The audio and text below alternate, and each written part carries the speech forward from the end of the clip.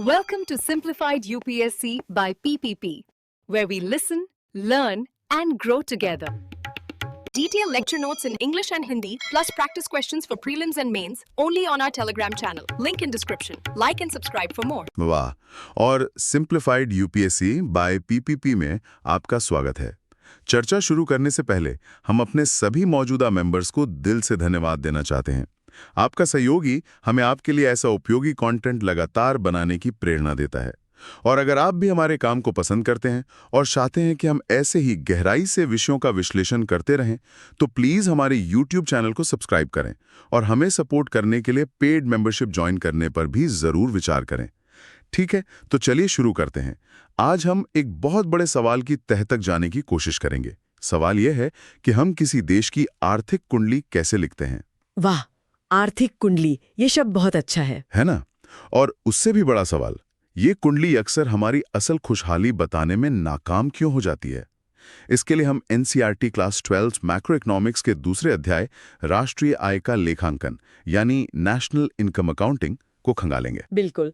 और आपका सवाल बहुत सही है। जैसे एक कुंडली किसी व्यक्ति के भविष्य का दावा करती है, वैसे ही राष्ट्रीय आय के आंकड़े मतलब जीडीपी किसी देश की आर्थिक सेहत और ताकत का दावा करते हैं। एडम स्मिथ ने भी अपनी किताब वेल्थ ऑफ नेशंस में यही जानने की कोशिश की थी कि आखिर किसी देश की दौलत का स्रोत क्या है। तो इस कुंडली को लिखने के लिए हमें पहले ये समझना होगा कि इस खेल के खिलाड़ी कौन कौन है। मतलब जब हम अर्थव्यवस्था कहते हैं तो इसमें कौन कौन शामिल होता है। मोटे तौर पे देखिए, 4 मुख्य खिलाड़ी हैं। पहले हैं परिवार, मतलब हाउस होल्ड्स, यानी आप और हम जो चीजें खरीदते हैं और अपनी मेहनत या अपनी जमीन कंपनियों को देते हैं। ठीक है। दूसरे खिलाड़ी हैं फर्म्स, यानी फर्म्स जो परिवारों से ये सब लेकर सामान और सेवाएं बनाती हैं। तीसरी है सरकार, जिसका काम है टैक्स वसूलना, सड़कें अस्पताल बनाना और नियम कानून बनाए रखना। और चौथा खिलाड़ी है बाहरी क्षेत्र, एक्सटर्नल सेक्टर, मतलब बाकी दुनिया जिसके साथ हम व्यापार करते हैं, कुछ सामान बेचते हैं, कुछ खरीदते हैं। और इन चारों के बीच पैसों का लेन देन कैसे चलता है? मुझे लगता है कि ये एक सीधे रास्ते की तरह तो नहीं होगा। नहीं, बिल्कुल नहीं। ये एक चक्र की तरह है, जिसे हम कहते हैं आय का चक्रीय प्रवाह या circular flow of income. Circular flow? हाँ, इसे ऐसे समझिए, फर्में कुछ बनाने के लिए परिवारों से मदद लेती हैं, जैसे कर्मचारियों की मेहनत। इसके बदले में फर्में परिवारों को तनख्वाह, किराया, ब्याज इस तरह से पैसा देती हैं। अच्छा, तो पैसा फर्म से परिवार के पास आ गया। हाँ, अब परिवारों के हाथ में पैसा है, वो क्या करेंगे? खर्च करेंगे। बिल्कुल, वो उसी पैसे से फर्मों का बनाया हुआ सामान खरीदेंगे, तो पैसा घूमकर वापस फर्मों के पास पहुंच गया। और ये चक्र लगातार चलता रहता है। लेकिन ये चक्र हमेशा इतना परफेक्ट तो नहीं होता होगा।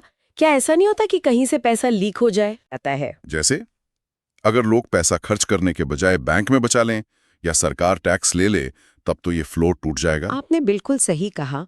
इस चक्र में लीकेज होते हैं। जब परिवार सारा पैसा खर्च न करके कुछ बचत कर लेते हैं, जब सरकार टैक्स ले लेती है और जब हम विदेशी सामान आयात करते हैं, तो पैसा इस चक्र से बाहर निकल जाता है। तो फिर अर्थव्यवस्था चलती कैसे है? क्योंकि अर्थव्यवस्था में इंजेक्शंस भी होते हैं। इंजेक्शन? हाँ, जब फर्में उसी बचत वाले पैसे को बैंक से उधार लेकर नई मशीनें खरीदती हैं, मतलब निवेश करती हैं, जब सरकार टैक्स के पैसे से सड़कें बनाती है और जब विदेशी लोग हमारा सामान खरीदते हैं, यानी निर्यात, तो पैसा वापस चक्र में आ जाता है। अच्छा, तो लीकेज और इंजेक्शन ये एक तरह से बैलेंस में रहने चाहिए। एक स्वस्थ अर्थव्यवस्था में हाँ, ये लगभग बराबर रहते हैं। गतिविधि को मापने के लिए हमारे पास 3 अलग-अलग तरीके हैं। ये थोड़ा अजीब लगता है कि एक ही चीज को नापने के 3 पैमाने क्यों? इससे आप ऐसे समझिए कि आप एक ही कमरे को 3 अलग-अलग खिड़कियों से देख रही हैं। नजारा अलग होगा पर कमरा तो वही है ना? दिलचस्प है। और मैक्रो इकोनॉमिक्स की खूबसूरती यही है कि तीनों तरीकों से जवाब एक ही आना चाहिए। तो पहली खिड़की कौन सी है? पहली है उत्पाद विधि, यानी प्रोडक्ट मेथड। इसमें हम पूछते हैं, देश में एक साल में कुल कितने का सामान और सेवाएं बनी। यहाँ बस एक बात का ध्यान रखना होता है, दोहरी गणना मतलब डबल काउंटिंग से बचना। डबल काउंटिंग, ये सुनने में एक आम गलती लगती है जो कोई भी कर सकता है। इसका असल मतलब क्या है? ये एक बहुत बड़ी गलती हो सकती है।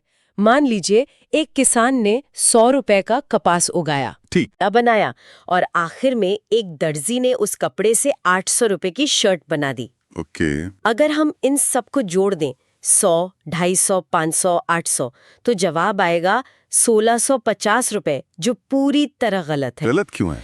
क्योंकि इसमें कपास की कीमत 4 बार जुड़ गई, धागे की कीमत 3 बार जुड़ गई। हम एक ही चीज को बार बार गिन रहे हैं। तो सही तरीका क्या है? हम सिर्फ फाइनल प्रोडक्ट यानी शर्ट की कीमत गिने। बिल्कुल। या तो आप सिर्फ अंतिम वस्तु यानी 800 रुपए की शर्ट का मूल्य गिनिए, या फिर हर स्टेज पर सिर्फ बढ़ी हुई वैल्यू, जिसे हम सकल मूल्य वर्धन GVA कहते हैं, उसे जोड़िए। अच्छा, ये GVA कैसे काम करता है? देखिए, किसान ने 100 रुपए की वैल्यू बढ़ाई, धागा मिल ने 100 के कपास को 250 का बनाया, मतलब 150 रुपए की वैल्यू बढ़ाई। सही। कपड़ा मिल ने 250 के धागे को 500 का बनाया, यानी 250 रुपए और बढ़ाए, और दर्जी ने 500 के कपड़े को 800 की शर्ट बनाया, तो 300 रुपए की वैल्यू बढ़ाई। तो अगर हम 100, 150, 250 और 300 को जोड़ें तो जवाब आता है 800 रुपए। देखिए, वही जवाब आ गया। कमाल है। तो ये GVA हमें हर सेक्टर का असली योगदान बताता है। अब दूसरी खिड़की कौन सी है? दूसरी खिड़की है व्यय विधि यानी एक्सपेंडिचर मेथड। इसका लॉजिक बहुत सरल है। देश में जो भी बना है उसे आखिरकार कोई ना कोई तो खरीदेगा ही। सही बात है। तो क्यों ना हम सारे खर्च को ही जोड़ लें। अच्छा। इसे ऐसे सोचिए, या तो आप और हम जैसे आम लोग खरीदेंगे, जिसे कहते हैं उपभोग, कंजम्पशन C, या कंपनियां नई मशीनें खरीदेंगी, जिसे कहते हैं निवेश, इन्वेस्टमेंट आय। या फिर सरकार। बिल्कुल। या फिर सरकार खरीदेगी, जैसे सड़कें बनाने का सामान, जिसे कहते हैं सरकारी खर्च, गवर्नमेंट स्पेंडिंग G। और जो बच गया, और जो कुछ बच गया उसे हम बाहर वालों को बेच देंगे, यानी शुद्ध निर्यात, नेट एक्सपोर्ट्स X-M। तो ये फॉर्मूला बन गया, GDP बराबर C+I+G+X-M। हाँ, UPSC की तैयारी करने वालों के लिए ये फॉर्मूला बहुत जरूरी है। और तीसरी और आखिरी खिड़की आय पर आधारित है। हाँ, आय विधि, इनकम मेथड, ये सबसे सीधी बात करती है। अगर देश में 800 रुपए का सामान बना है, तो वो 800 रुपए किसी न किसी की जेब में तो गए ही होंगे ना। सही है। या तो मजदूर की तनख्वाह के रूप में, या जमीन के मालिक को किराए के रूप में, या पैसा उधार देने वाले को ब्याज के रूप में, या कंपनी के मालिक को मुनाफे के रूप में। तो अगर हम सबकी आय जोड़ दें तो भी हमें राष्ट्रीय आय मिल जाएगी। एग्जैक्टली। तो मतलब मुद्रास्फीति का असर GDP के आंकड़ों को धोखा देने वाला बना सकता है। अगर सिर्फ कीमतें बढ़ जाएं, तो ऐसा लगेगा कि अर्थव्यवस्था बढ़ रही है, जबकि असल में शायद एक भी एक्स्ट्रा चीज ना बनी हो। बिल्कुल। इस धोखे से बचने का कोई तरीका है क्या? बिल्कुल है। और यही पर नॉमिनल और रियल GDP का कॉन्सेप्ट आता है, जो UPSC प्रीलिम्स का एक पसंदीदा टॉपिक है। ओके, जब हम GDP को आज की कीमतों पे नापते हैं तो उसे नॉमिनल GDP कहते हैं।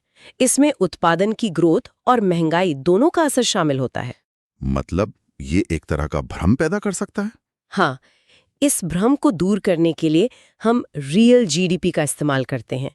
इसमें हम GDP को आज की कीमतों पर नहीं, बल्कि किसी एक पुराने साल की स्थिर कीमतों पर नापते हैं, जिसे हम आधार वर्ष या बेस ईयर कहते हैं। अच्छा।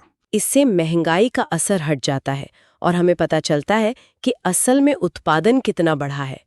इसीलिए जब भी आप अखबार में आर्थिक विकास दर के बारे में पढ़ें, तो समझ जाइए कि वो रियल GDP की बात हो रही है। और ये GDP डिफ्लेटर क्या बला है? इसका भी जिक्र आता रहता है। हाँ, GDP डिफ्लेटर इन दोनों के बीच का रिश्ता है। ये बस नॉमिनल GDP को रियल GDP से भाग देने पर मिलता है। तो ये हमें क्या बताता है? यह हमें पूरी अर्थव्यवस्था में औसत महंगाई का एक अंदाजा देता है। यहाँ पर मैं एक UPSC सवाल को लाना चाहूंगा। 2013 के प्रीलिम्स में पूछा गया था कि कीमतों के सामान्य स्तर में वृद्धि यानी महंगाई के क्या कारण हो सकते हैं। विकल्प थे 1. मुद्रा आपूर्ति में वृद्धि, 2. उत्पादन के कुल स्तर में कमी, और 3. प्रभावी मांग में वृद्धि। ये तो सीधे सीधे इन कॉन्सेप्ट से जुड़ा है। बिल्कुल, ये सवाल दिखाता है कि UPSC आपसे रटी रटाई परिभाषाएं नहीं, बल्कि समझ चाहता है।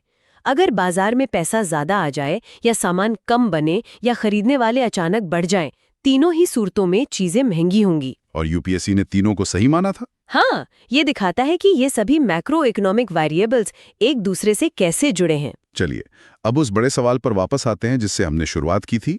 क्या हम ये मान सकते हैं कि जिस देश की GDP ज्यादा है, वहां के लोग ज्यादा खुशहाल हैं? ये बहुत महत्वपूर्ण सवाल है। खासकर मेंस के लिए। क्योंकि इन सारी कमियों के बावजूद आज भी दुनिया की हर सरकार, वर्ल्ड बैंक, IMF सब जीडीपी को ही क्यों देखते हैं? जरूर इसमें कुछ तो बात होगी।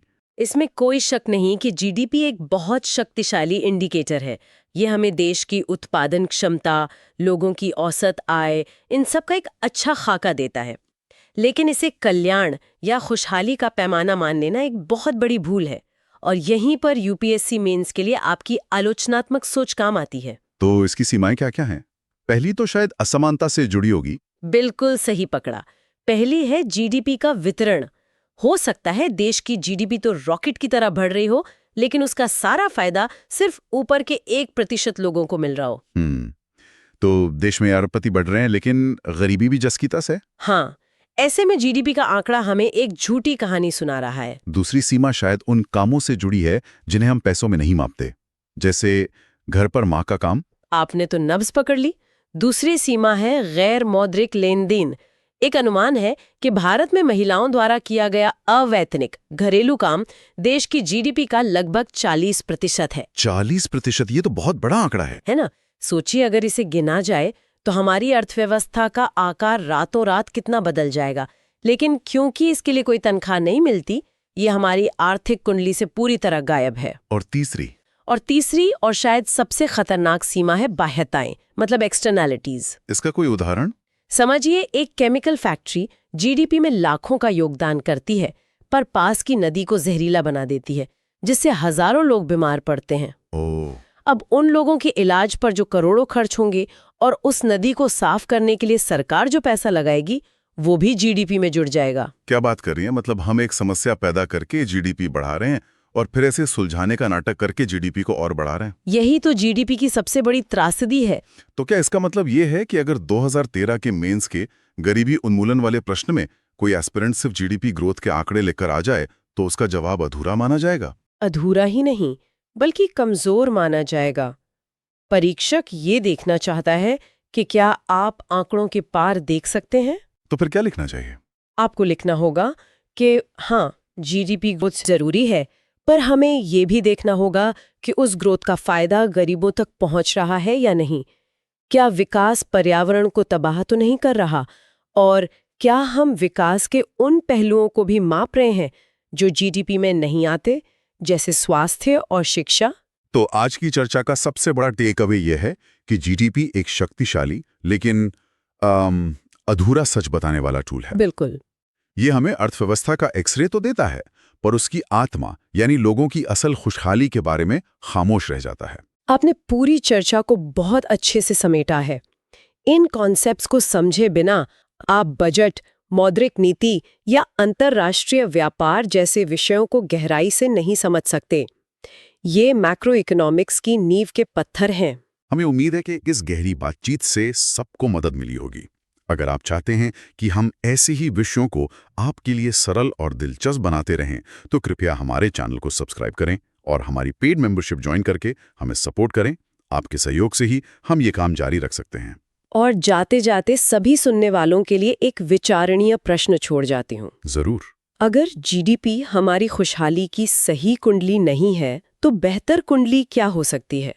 क्या हमें ग्रॉस नेशनल हैप्पीनेस या ह्यूमन डेवलपमेंट इंडेक्स जैसे संकेतकों को जीडीपी के बराबर या उससे भी ज्यादा अहमियत देनी चाहिए? एक देश के तौर पर हमारी असली दौलत क्या है? हमारे बैंक में रखा पैसा या हमारे लोगों के चेहरों पर मुस्कान? सोचिएगा जरूर। Thanks for watching. Follow us on Telegram and Instagram. Don't forget to like, share, and subscribe.